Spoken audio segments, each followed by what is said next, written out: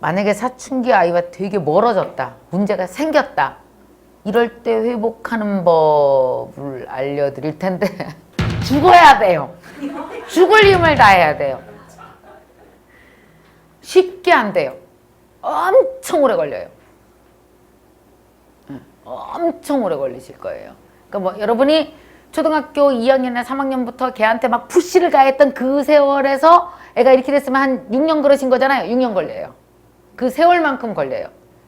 가장 큰 문제가 뭔지 아세요? 빨리 하려고 그러는 거예요. 엄마들이. 못 기다려요. 그러니까 애가 이상하다고 여보. 애 데리고 여행 좀 가봐. 아, 여행 좀. 그래갖고 이제 중학교 2학년짜리를 데리고 아버지가 여행 갔다 왔다. 근데 아버지가 뭐라 하잖아. 이 새끼 여행 갔다 왔는데도 안 변해? 아우 2박 4일 여행 한 번 갔다 변해요? 너 엄마랑 얘기 좀 하자. 그러고 나서 애랑 하루 종일 얘기했어. 그렇게 얘기했는데도 못 알아듣니? 한 번 얘기해서 변해요? 우리 왜 이렇게 급한지 몰라. 그러니까 우리는요, 자연스럽게 성장하거나 변하는 자연 생명체를 대할 수 있는 기본이 안 돼 있나 봐, 우리는. 그래서 자꾸 자연 생명체와 부딪히나 봐, 우리가. 잘 안 되나 봐, 그게. 내가 그걸 우리 아들을 보고 느끼는 거예요.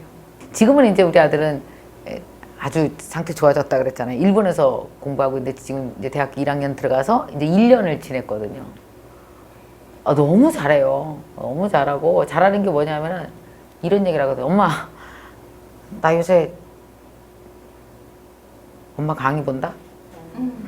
뭐 내가 느낀 게 하나 있거든. 나 옛날에 엄마 강의 되게 싫어했거든, 부담스러워서. 자꾸만 소리 지르고 뭐 꿈을 가지라고 열심히 살라고 열정 가지라고 짜증 확 나게. 근데 엄마 그거 알아? 꿈이 있는 사람은 엄마 강의 되게 좋아한다. 꿈이 없으면 엄마 강의 부담스러워.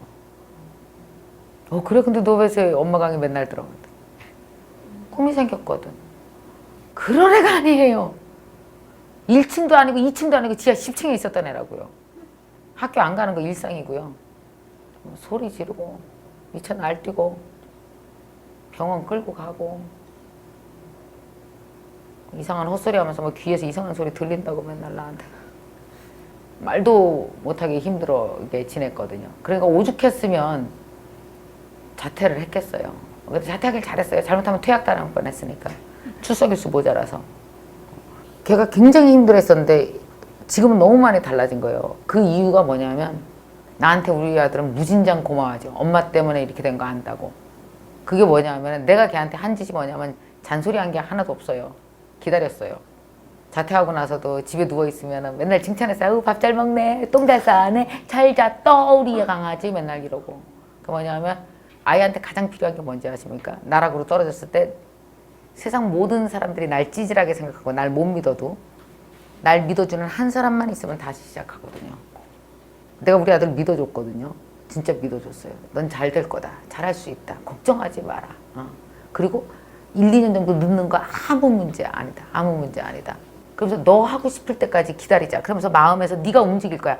너는 네 안에는 넌 굉장히 괜찮은 사람이 있어서 네 괜찮은 사람이라는 게 원래 있었는데 주변에서 널 훼손한 거야. 그 엄마도 되게 미안해. 그거에 대해서 몰랐어. 뒤늦게 알아서 내가 진짜 잘못했어.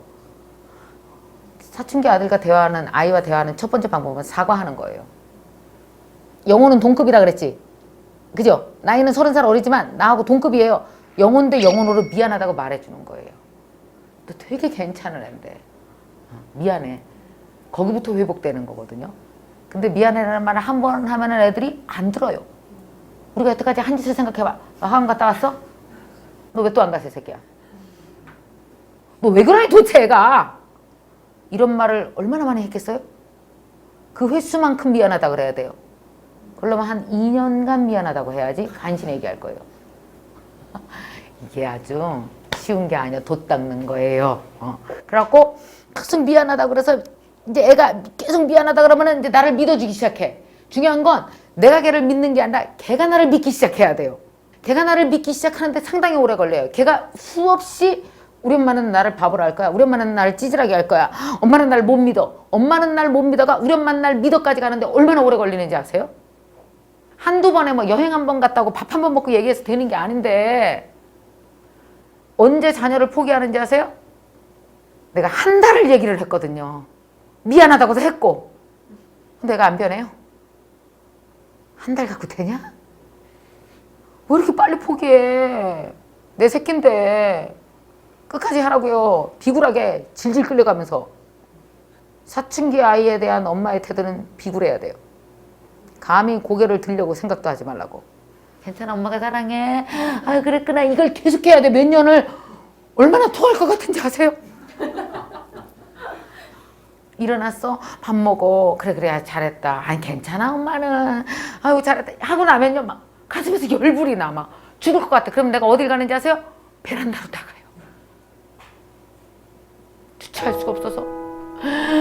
이 새끼야! 미칠 것 같은 이 소리를 막 질러요. 내가 막 너무 분하고 억울하고 막 죽을 것 같으니까. 몇 년이 지나도 애가 안 변하니까 나는 벌써 계속 비굴하게 질질 끌려가기를. 말도 거칠게 하고 막 되게 시건방석을 그래도 웃고 막 혹시 상처 줄까 봐 내가 미안한 게 있으니까 빨리 어떻게든 회복시키려고. 안 올라와 빨리. 아주 속이 타들어가서 죽는 줄 알았어요. 저번 주에 전화 왔어. 엄마 나 이번에 있지 우리 음대에서 콘서트 했거든. 근데 누가 대타가 필요했나 봐. 왜냐하면 그 팀에 있는 놈이 졸려서 안 나왔대. 걔 옛날 나랑 되게 비슷한 것 같아. 졸려서 못 나오는 거. 그래갖고 자기한테 기회가 온 거예요. 대타로 피아노 연주를 해달라고. 한 번도 맞춰본 적도 없어. 거기 합주단이랑. 재즈니까 이제 주로 코드로 진행하는 건데. 그 자기가 코드를 딱 들어갔는데 코드를 몇 번 치니까 엄마 그게 있지 드뷔시 프렐류드랑 똑같은 거야 코드 진행이. 그래갖고 내가 어떻게 했는지 알아?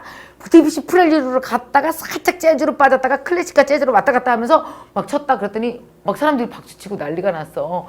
엄마 나 진짜 괜찮지? 엄마 나 근데 요새 왜 이렇게 엄마한테 자꾸 기쁜 소식만 전하지? 그렇게 잘난 척을 해요. 또 꼴값을 떨고. 엄마 너무 잘했다. 우리 아들 잘했다. 막 칭찬해주고 그러잖아요. 그러면 엄마 내가 다음에 엄마 콘서트 할 때나 엄마 강의할 때 내가 옆에서 도입부의 피아노를 한번 탁 쳐줄게. 옛날에 절대 그러던 애가 아니에요. 이렇게 즐거운 데야 못 나눠요. 애가 지하에 있을 땐. 엄마랑 얘기 좀 하려고 그러고 문 닫으라고. 너 내일 일찍 일어나려면 오늘 일찍 자야 돼. 이렇게 뭘 테니까 문 닫으라고 엄마. 사람 가슴 후벼 파는 말을 일부러 연구하는 애 같았어요. 근데 어쩜 이렇게 많이 변했을까?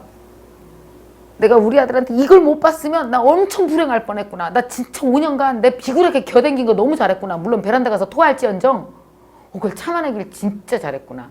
그래서 어떻게 해야 되냐면 아주 이상해야 돼 엄마가. 어떤 때는 막 비굴했다가 어떤 때는 얼렸다가 어떤 때는 막 칭찬도 했다가 어떤 때는 화도 냈다가 막 10가지의 모습으로 100가지 노력을 해서 0.1을 건져내면 건진 거예요. 여러분 100가지 줬는데 하나도 안 와요. 하나도 못 와. 0.1밖에 안 온다고요. 그걸 참아내야 돼요. 근데 중요한 건 0.1을 보는 눈이 있어야 그 아이가 변하기 시작한 거예요. 기뻐해야 돼요. 변했구나. 감사해야 돼요. 근데 100개 줬는데 10개를 원하는 엄마가 있어요. 그런 엄마들은 어떻게 해요? 여러분 혹시 모릅니까? 여러분 친구 중에 없나? 자식 포기하는 엄마 있는데. 있어요. 내 친구 중에도 있어요. 저 새끼 저대로 살게 두라 그러면서 엄마가 우울증이 왔어요. 엄마가 우울증이 왔다는 건 애를 포기했다는 뜻이에요. 자기가 진 거예요. 사춘기 아이들은요 쉽게 안 변해요. 그렇게 한번 지하에 깊게 내려간 애들은 올라오는데 시간이 걸려요. 0.1을 볼 수 있어야 돼요. 저 좀 따라하세요. 엄마가 부모가 바보가 돼야 된다. 잘난 척 좀 그만하세요. 그러니까 대부분 되게 이렇게 공부도 잘하고 좋은 직장 다니고 이러는 엄마 아빠의 특징이 뭔지 아세요? 그렇게 잘난 척을 한다? 그게 안 되니 너는? 너 엄마 아빠가 다 스카이대 나왔는데 네가 어떻게 지방들 가? 쪽팔리게. 그러니까 어떤지 아세요? 내가 아무리 노력해도 저기는 못 올라갈 때야. 그래서 애가 어떻게 되는지 아세요? 평생 기죽어 살아요. 평생 피해의식이 있는 거예요. 엄마 아버지에 대해서. 잘난 집 아이들이 피해의식이 있어서 삐뚤어져요. 제가 아는 집에 엄마 아버지가 둘 다 아주 좋은 대학을 나오셨어요. 막 유학 갔다 오고. 그 집 아이가 잘났었어요. 그래갖고 막 중3까지 거의 뭐 전교에서 1, 2등 빼놓지 않고. 고등학교 1학년 올라가면서 갑자기 뚝 떨어지기 시작했어요. 원래 공부를 조금만 안 해도 뚝 떨어지잖아요. 잘하는 그룹에서는 워낙 애들이 막. 그때 엄마가 되게 중요했어요. 그때 엄마 아빠의 태도가 어땠냐면 너 어떻게 그럴 수가 있어? 아주 이상한 애 쳐다보면서 보는 거예요. 그러니까 얘가 엄마 아빠가 자기를 버렸다고 생각하는 거예요. 그냥 갑자기 확 내동댕이 쳐진 느낌? 그러면서 되게 자기를 늘 엄마 아빠의 눈을 보면 이 사람들이 날 계속 무시하고 있구나지. 그러니까 애가 끊임없이 어떻게 된 거예요? 막 상처를 수없이 입은 거지. 상처인데 누구한테 입어야 대부분 모든 상처를 부모가 줘요. 부모가 멸시하고 무시하고 이상한 눈으로 쳐다보고 저 새끼 왜 저래? 아 얘가 요즘 이상해. 야 너 이리 와봐. 너 왜 그러는 도대체? 아버지 눈 봐봐요. 엄청 무시하고 멸시하는 눈이지. 그러니까 애가 막 상처를 입은 거죠. 상처 입은 애들은 문을 잘 안 여는 거 아나요? 안 나오려고 그래요. 왜? 문을 여는 즉시 나를 무시하는 눈초리가 밖에 있다는 걸 알아서 문을 안 여는 거예요. 여관에서. 그 엄청난 상처가 다 분노 에너지로 몸 안에 이렇게 있어요. 그러다가 한 번씩 터지면 그렇게 무섭게 터지는 거예요. 그걸 엄마들이 되게 무서워하는데 무서워하시면 안 돼요. 터진 건 좋은 거예요. 터졌으니까. 그 애가 문 열고 나왔는데 엄마가 한 달에 너 부엌에 있던 5만 원 네가 가져갔지? 너밖에 가져갈 사람이 없어 우리 집에서는. 안 가져갔는데? 너밖에 가져갈 사람이 없잖아. 근데 이미 상처 있고 주저앉아 있는 애한테 소금을 뿌리는 거예요, 이게. 안 가져갔다고 이러면서 막 이제 지랄하고 막 집어 던지고 막 난리를 치고 몸부림을 치고 그러잖아요. 애가 막 근데 막 중학교 2학년 3학년 애들 키도 이만한 애들 몸부림 치면 어때요? 엄마가? 무섭다. 저 좀 때려 엄마는 절대로 무슨 일이 있어도 무서워하면 안 된다. 엄마가 무서워하는 거 알면 애가 더 날뛰어요.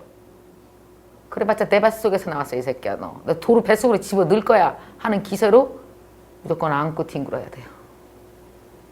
그래야 애가 돌아와요. 엄마가 무서워하면 세상이 너무 무서워질걸요. 우리 엄마가 날 무서워한다는 건 나는 끝났다는 뜻이니까요. 우리 엄마가 날 무서워한다는 건 아무도 날 사랑하지 않는다는 뜻이니까요. 무서워하시면 안 돼요.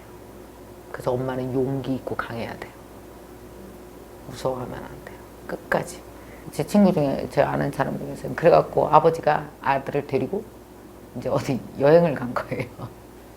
굉장히 오랫동안 갔는데 그 여행의 컨셉은 아빠가 바보 되게예요. 왜냐면 아빠가 너무 똑똑한 사람이야. 그래서 아빠가 입만 열리면 다 옳은 말만 하셔. 그게 더 화나지 않아요?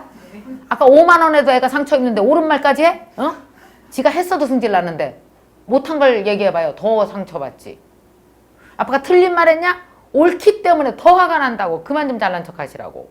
내가 30살 어려서 돈도 못 벌고 아버지 밑에서 이렇게 사는 것도 상처 있고 힘든데 그렇게 아버지가 확인해야 돼요? 네가 나보다 못난 놈이라는 거? 아버지 고등학교 때는 안 그랬어. 뭐 이런 말들 있잖아요. 처음으로 바보 되는 여행을 한번 떠났대. 일부러 바보 되서 작정을 하고 이제 도착했어. 이렇게 뉴욕에 도착했는데 야, 아빠는 있잖아. 영어 엄청 잘해. 근데 아빠는 영어도 잘 못하고 이제 나이 들어서 야 영어도 잘 안 된다. 네가 좀 해봐. 그리고 아우 지하철 좀 네가 타고 한번 거기까지 찾아가 보자. 아빠는 잘 계속 아버지는 바보예요. 나는 몰라요. 이렇게 계속 나간 거예요. 그랬더니 애가요 바보랑은 대화를 해주더래요. 애들끼리 왜 대화 잘 되는지 아세요? 서로 바보라서 그런 거야. 애들끼리 서로 약간 바보 같잖아. 애들 친구끼리 그지? 이 새끼야 바보야. 너 그거 몰라서 그래. 이 대화가 되잖아. 근데 아빠는 바보가 아니라서 너무 무서워서 대화를 못하는 거지. 계속 아버지가 난 바보예요 이러고 다녔대요. 그랬더니 아빠는 그것도 모르고 막 이러면서 서서히 대화가 되더래. 그리고 여행을 열흘간 하고 왔거든요. 집에 오니까 어떻게 됐어요? 똑같으래요. 하나도 안 변했더래요. 그거란 말이에요. 0.1을 변했기 때문에 안 변한 것처럼 보이지만 사실은 변했어요. 사춘기 자녀가 변화하는 걸 바란다는 건 뭔지 아세요? 0.1씩 모아서 10개 만드셔야 돼요. 그 사람이 뉴욕 여행 갔다 와서 변한 게 하나 있더라고요. 0.1을 보는 눈이 생겼어요. 감사할 줄 알았어요. 아빠가. 옛날에는 이 새끼가 안 변해! 그러더니 이제는 친구들한테 자랑을 하더래요. 아들이 문자가 왔다고. 자기 여동생 생일이라 그거 생전할래 그런 거 그렇게 남을 배려하고 챙기는 것도 없는 거야. 워낙 자기한테 빠져있고 상처있고 으르렁대니까. 정말 상처라는 게 큰 중병인 겁니다. 어른도 상처 심하게 남한테 입히면 어떻게 인간관계가 어때요? 영원히 깨지죠. 회복이 안 돼요. 부모 자식 관계도 하나의 인간관계이기 때문에 이걸 회복하려면 그 0.1씩을 주워 모아야 되는 거지. 이제 저 좀 따라 사춘기 아이는 계산법이 다르다. 아까 계산 어떻게 하라고 그랬어요? 10개 주면 10개 오는 게 아니다.